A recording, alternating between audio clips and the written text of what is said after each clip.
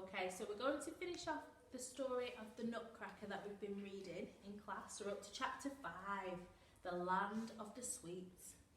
Clara gasped when they reached their next stop. The trees were bursting with marshmallow blossoms and lollipop flowers sprouted from the ground.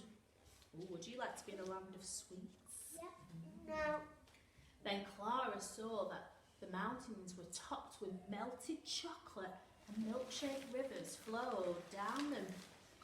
Where are we? She asked. If I'll be Switzerland, I'll just eat all of the Just eat everything. What about when you're too full? You're like really full up. Me one. Where are we? She asked, amazed.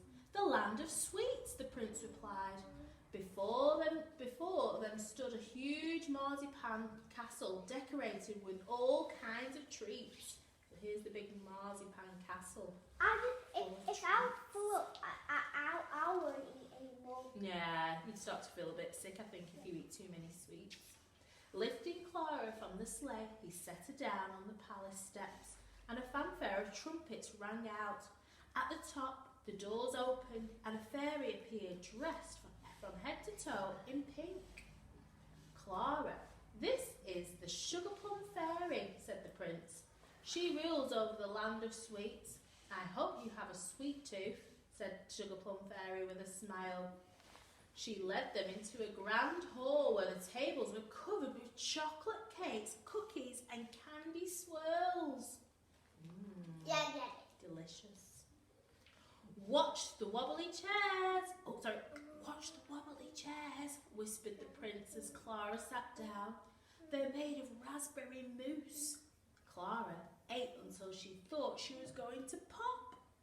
After the feast, a band struck up and dancers from around the world performed for Clara.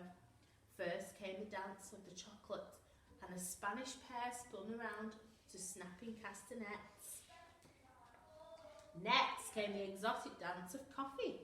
A beautiful Arabian princess danced with smooth swirling movements in time to soft, soothing music. The third group of dancers had come all the way from China to entertain everyone with their tea dance. Yeah. No. Many more dances followed, each one showing something good to eat and drink. But the final dance was very different. A group of ballerinas, all dressed as flowers, performed a slow waltz for Clara. Their arms unfolded gracefully like petals of a flower, and they weaved in and out of each other. And now, I'm afraid it's time for us to go home, the prince said sadly. With a sigh, Clara climbed into the sleigh and waved goodbye to the Sugar Plum Fairy. Thank you for an amazing evening, Nutcracker Prince, said Clara with a yawn. Because she's feeling tired now. She was so tired that she fell asleep on his shoulder. When Clara woke up, she was back under the Christmas tree, and the prince was gone. Her only doll lay beside her. Oh, it was only a dream, she cried, but it seemed so real. Just then, Clara spotted the tag that her godfather had attached to her present. I hope this protects you, it said. I wonder if that means he knew the Nutcracker would rescue me, thought Clara. Maybe it wasn't just a dream. And the tag says, Merry Christmas, Clara. I hope this protects you with love from your godfather.